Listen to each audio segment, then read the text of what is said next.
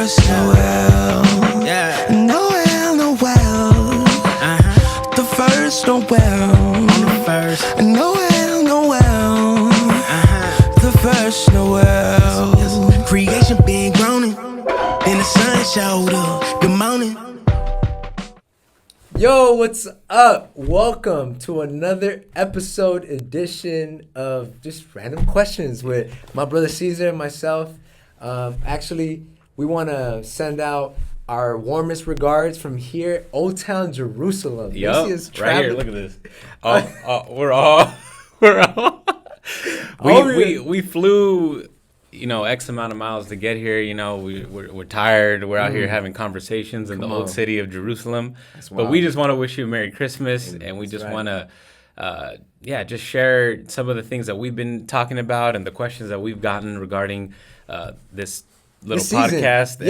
This season and the podcast that we've been doing, the Upside Down Kingdom, and just especially Christmas Day and what does that mean?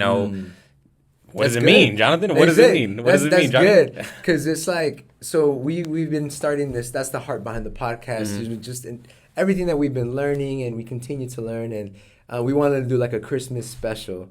So today we're going to be talking about what is the significance of Christmas? What is the significance of this holiday that many people are celebrating right now? So let's just jump right into it. Let's do it. Okay. So when we think about Christmas, you go ahead, you hit Google, you start looking up different history, encyclopedias, and different even biographies. And it's interesting because there's a lot of, in a way, debate about the origin of Christmas. There's some that say, it was adopted. Yeah, I heard it was maybe pagan or yes, something. It was adopted is it by Christian? I don't even know. By the Roman Empire, to Christianize a pagan holiday, or is it something that Christians had always celebrated? But with that, we really wanted to cut at the heart of what are we really celebrating? Christmas, right? Really, in the Christian tradition, you're celebrating the birth of Jesus Christ. That at the heart of it is what is essentially the story. What is Jesus, him being a baby, and what is the significance of that? What does that matter? Because today, when you think about Christmas, a lot of times it can fall into this idea of gift giving, Santa Claus, and almost an interesting, almost kind of like a critique within even the United States, even thinking about consumerism and capitalism, and how as a human we put our value in the dollar amount of, I love you this amount based on this gift that I'm giving you. And it's even interesting because that even causes a lot of strain even within different people and stress around these seasons, right? I got to max out my credit card to buy this person a gift, or I don't have money. What are they going to think of me if I don't go buy them a gift? I got to max out my credit card to fly out of Jerusalem to do a Christmas special. Bro. I mean, come on, this is what we do, right? But yes, I mean, so you have all these questions and you look at it from the outside looking in, but if we stop and we look, it's talking about the birth of Jesus, that is the significance, or essentially the story of Christmas. Yeah, and Christians actually kind of have a label for it. In most traditions, they will call it Advent. So in most Christian traditions, Advent, just breaking down that word, it just means the arrival of a notable person. And in Christianity, right, we have 4 Sundays before Christmas. And it starts December 1st and it ends December 24th, which is Christmas Eve. So that's in most in most Christian traditions, Advent is what we call this whole season, starting December 1st all the way until the 24th. That's good. And talking about the birth of Jesus, we would be remiss if we don't go to what the scriptures say. So the scriptures, and this is interesting. So when you look at the New Testament and you look at, you have the 4 Gospels, Matthew, Mark, Luke, and John, and they all kind of start off kind of giving you the beginning of the gospel. Luke telling you the story of him being born. Matthew kind of going through a genealogy of where Jesus comes from. And John is very interesting because the beginning of the Gospel of John in chapter 1, it tells you, some titles just say the Word became flesh. And it says here in verse 1, in the beginning was the Word, and the Word was with God, and the Word was God. So he was In the beginning with God, all things were made through him, and without him was not anything made that was made. So at the beginning of the gospel, according to John, John is telling you the beginning, the genesis of Jesus, as he will later state, as being the Word. Being the Word, or logos, if you will. And really that word that he uses is kind of something said, a reason. It's like a motive to something. As some would even say, it's like the divine self-expression of God. It's the Word. It's the logos. So as John kind of attributes this title to Jesus, he is pretty much saying that Jesus is eternal. Jesus is pre-existent. He is the one who, before the world was, he was, and he created, right? As it says here, that, you know, as it would continue on, that nothing would be made that has not been made, but through him, only he, right? Him being a creator. So when we think about this idea of Jesus being born as a baby, it really speaks to the doctrine that is known as the incarnation, right? The incarnation. And incarnation itself is just speaking of the Word becoming flesh, the Word, the logos, the divine self-expression, Jesus, God, the eternal one, coming into our physical world and becoming a human. Yeah. That is the incarnation, becoming flesh. And that, right, alone, that the Creator becoming part of his creation, it almost sounds like a paradox. It almost sounds like it's nonsensical, like doesn't make sense, almost like, you know, it contradicts itself. But that is one of the most, you know, mysterious things, and that's at the heart of Jesus being born. Yeah, and I'd say it's at the heart of Christianity, whereas other maybe worldviews or religions would have us believe that we have to work our way up to God. Christianity would say that God came down to us in the incarnation, which is what the Christmas season is about, what Advent is about. It's about Christians, people who hold to this very specific theistic worldview, theistic meaning that we believe in a God, but the Christian worldview where we believe in a God that came down and dwelt with us. So this is the doctrine of the incarnation that we see laid out for us in the book of John. We see it, as Johnny read, in the first few verses. And then if you go down to verse, what is it, Jonathan? Verse 14? 14, yeah. Yeah. So John chapter 1, verse 14, right? The Word that Johnny was talking about earlier in the first few verses, the eternal one, the one that was with God, the one that was God, who eternally existed. It tells us in verse 14, the Word became flesh and made his dwelling among us.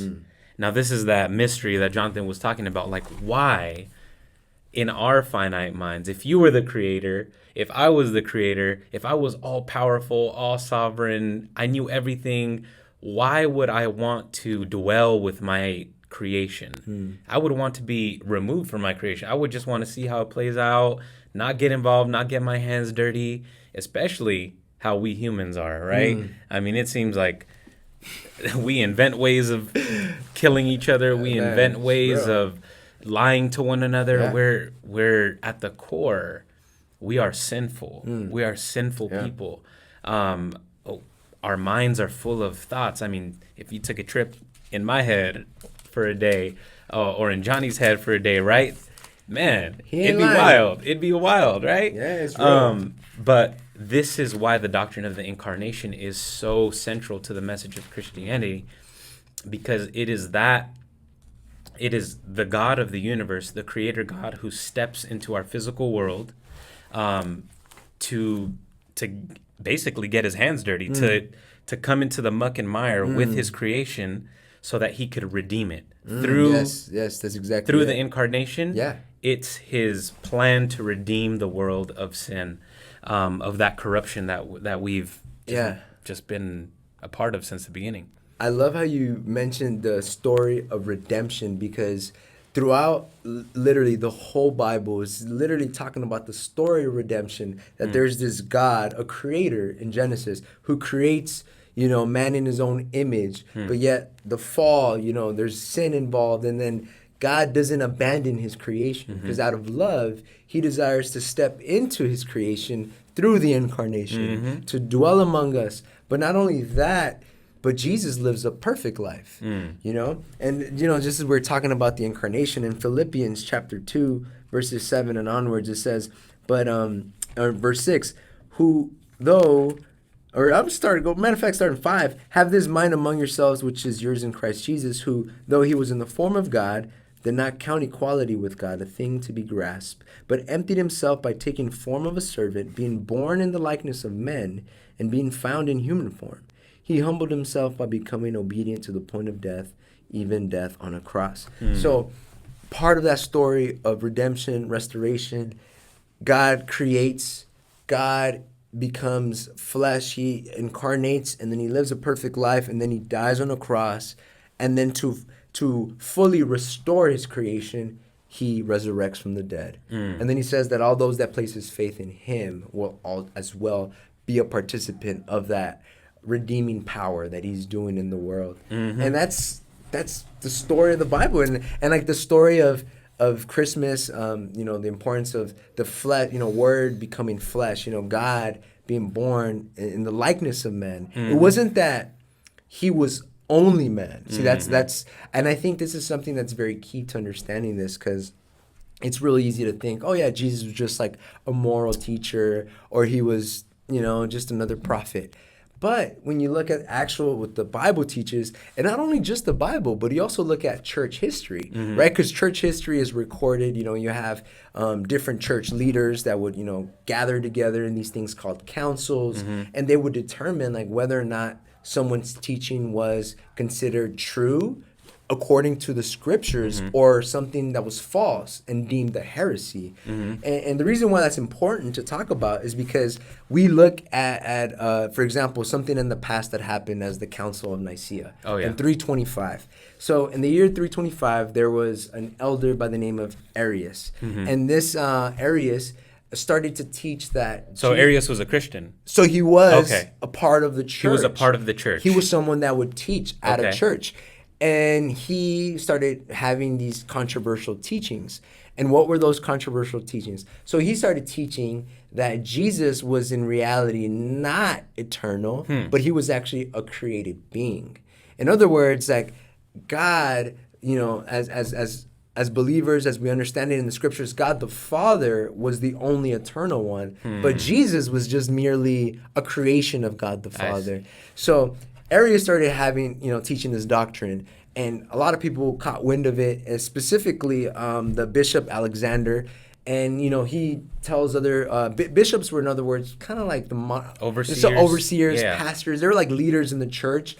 And they decided, you know, this guy's over here teaching heresy, so let's get together. They gathered together in a council in year 325. And they reviewed, you know, it was kind of like, okay, we're going to give time for this individual to share his perspective. And now we're going to give this individual to share his perspective. And at the end, they held the vote. And they determined that the teaching of Arius was straight up heresy, that it was false. It was something that the church had rejected. And out of that came the true understanding of the incarnation, that Jesus himself was in fact eternal because he shared the same attributes as God the Father. And it's one of those things where we have to be clear in making a distinction that Jesus was separate from the Father, but he shared the same essence, the same attributes, that he himself was God. You know, he shared that deity. And I think that's something to take a note of, because even, you know, Christmas season, you know, celebrating the birth of Jesus, we have to come to understand that, you know, there's this idea of God coming into the earth and him becoming one of us. This is something that the Bible teaches. And then when you hear like different doctrines, we're like, oh, well, Jesus was just a created being, or he was just a, you know, human, a prophet, or if you will. It's something that is no, you know, Christian has believed these doctrines, you know, according to church history. So if you ever hear of a Christian, right, someone who calls himself a Christian, talking about Jesus being created or being not eternal, then that is not historic Christian doctrine. That is what the Council of Nicaea deemed as heresy in the year 325, right? And even out of that movement, God raised up elders and men to kind of further combat Yeah. that teaching that was deemed heretical. And And the one of thing those is- men, And those teachings are still today. Jehovah's Witness, like they believe that Jesus was created. Yeah. That's something that's part of their doctrine. So we see these things back then, but yet it's still present today. oh, definitely. And as you were Definitely. mentioning, one of the men. Yeah, right? one of the men that rose up and really, I guess, lent his pen to the paper, right, to combat this heresy is Athanasius, right? Yeah. So he served under the Bishop of Alexandria, and later he became the Bishop of Alexandria. And he wrote a book. It's a really quick read. I encourage all my Christian brothers and sisters to pick it good. up.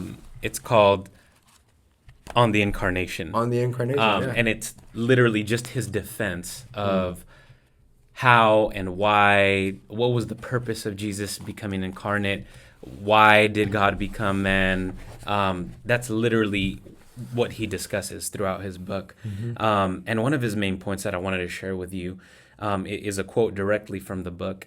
And it says this: "Thus taking a body like our own, Jesus, because all our bodies were liable to the corruption of death," right? So he's pointing out a very specific problem that humanity faces, and that's death. Right. And we go back to the book of Genesis, and God basically creates everything good. Everything, right? After he creates the mountains and good. the animals, And it was good. It was good. Yeah. And then he created human beings, and he said, "It is very good." Yeah. Human beings, it was like the cherry on top, right? It was very good. But this is what God did. He gave us a choice. He gave humanity a choice, whether to be in relationship with him or to disobey. But what did humanity do and has been doing since that time is that we go away from God. We have gone astray, as the Bible would say, right? So this is an issue that Athanasius brings up, and why Jesus needs to become man. Because we, human beings, we've gone astray. Right. So how are we going to get back to that perfect relationship? It's kind of like we have the heavenly spiritual realm, which is God and the angels and even the other side, demons and, the whole spiritual realm. And then we have the earthly, fleshly, Physical, right? Yeah. And at one point, it was in perfect relation. But after the fall of man, after man disobeyed God, it broke apart. So there was no more perfect communion between heaven, as you call it, and earth. But Jesus comes, and Athanasius and the scriptures tell us that he is that bridge between the physical, right? This is why it's very important, like Jonathan said, that he's not just a man, although he is 100% man, but he's also the word, right, that we read from the book of John, eternal God. Right? So Athanasius says, right, the issue, death. We're all going to die. You're going to die. I'm going to die. He's going to die. It's crazy, right? So that's our issue, right? He says, bodies were liable to the corruption of death. He, being Jesus, surrendered his body to death instead of all and offered it to the Father. This he did out of sheer love for us, so that in his death all might die. And when he says all might die, that's his atonement, his work on the cross was for all humanity, that all might die, and the law of death thereby be abolished, because having fulfilled in his body that for which it was appointed, it was thereafter voided of its power for men. So basically what Athanasius is telling us is that we have a problem, and that's death. Yeah. We're going to die. And the solution to that is God becoming incarnate, dying the death for all, so that in him we could have life. Because what happened, Johnny touched on this earlier, right? That Jesus rose from the dead. That's right. Yeah. And any Was it comments spiritual? on that? No, because obviously it's a physical resurrection. Physical resurrection. Even in that, like that might even be something we might even want to discuss, because it's true. Like even like back in the day, like the Gnostics, they had like this its own little sect where they believe everything was kind of like a spiritual metaphor. Even today we have that. But like the scriptures talk about Jesus resurrecting from the dead in the bodily, physical resurrection. Like you and like to the point he even made breakfast for the disciples. Yeah, he ate. Wow, that's amazing. No, that's amazing. Yeah. But yeah, no, I mean, again, like we talk about the incarnation and we talk about God becoming flesh. And as we contemplate, really, because, Christmas, celebrating the birth of Jesus, and it's really, it's to know, that we are not alone, as even in the Old Testaments even point to the coming Messiah. As Isaiah chapter 9, it talks about that, God, and he will be born, and his name will be Emmanuel, meaning God is with us, So God steps into our world. And as we celebrate this day, I just think about hope. I think about the hope that we have, the hope that we were not abandoned when he came into the world to save us. And today, almost 20, right? 2019, God still is in the business of giving us hope, that we still have that hope. You're just thinking about, like, we're living in this very special time where we were not there when he came, but we're in between the time when he first came and when he's going to come again. And that's a hope that we have, that we kind of, it's funny, it kind of reminds me of the first podcast that we had, that's like the same hope to see him, Yeah. But with that, it's just like the idea of celebrating today, and everyone has their own form of celebration today, right? Whether it's your family, gifts, you're at church, or maybe not, or if you don't celebrate, totally, just know that there is a God who loves you. There's a God who stepped into this world, who did not deny us and leave us to our own devices to just be left abandoned, to die alone. No. Incarnation, the birth of Jesus, tells us that God is with us, that he cares for us, and that he loves us. Yeah. Amen. That's good. Amen. Yeah. But yeah, so we just want to wish you a Merry Christmas Merry from Christmas. Old Town Jerusalem. Yep. And we're out here. So go ahead, comment any questions you may have. We're just always in the learning process. So anything you see, I just want to have a conversation with you. So God bless, and we love y'all. God bless. Spotlight, give them center stage. Follow North Star down the interstate.